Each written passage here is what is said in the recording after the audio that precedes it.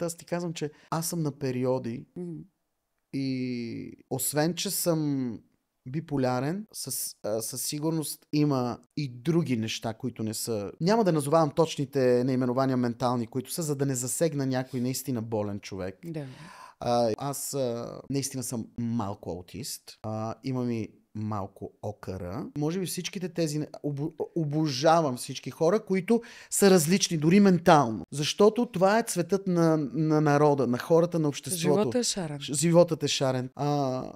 Но, например, аз не мога да стоя вкъщи и на масата да е трите дистанционни да не са под една линия. Имаш окър определено. Не мога. Не мога да не оправя леглото, когато се събудя, дори когато ставам до тоалетна през нощта.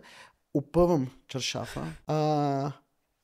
Полудявам, ако видя ъгъл на юрган, който не е изправен и още такива неща. Питаш ме как? Ето така.